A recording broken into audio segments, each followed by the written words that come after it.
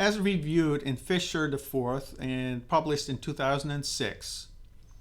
Another example that has been very influential in shaping bioethics and the research involving animals and humans is the Belmont report, which was issued in 1979 by the National Commission for the Protection of Human Subjects of Biomedical and Behavioral Research for what is now the U.S. Department of Health and Human Services.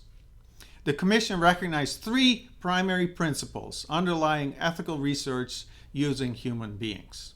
And they are respect for persons through informed consent, beneficence through risk-benefit analyses, and justice through the appropriate selection of the patients.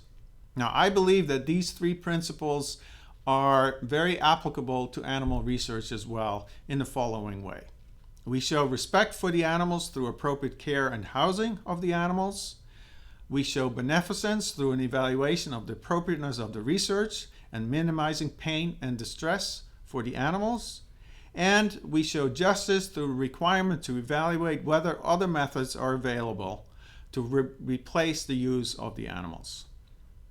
Now, we have to realize that some people will argue that animals used for research do not experience respect, beneficence, and justice because they do not have a choice whether or not to be involved in the research study.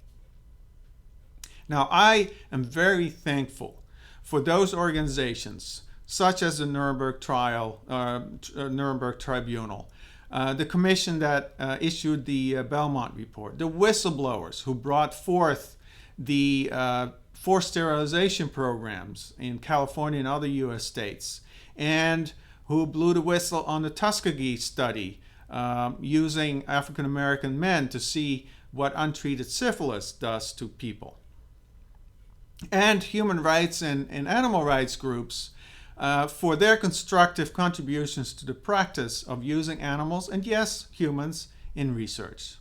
This has led to a tremendous improvement in the care, use, and housing of experimental animals, and this is not only increases the welfare of the research animals, but without a doubt it has resulted in better experimental procedures and results of these studies.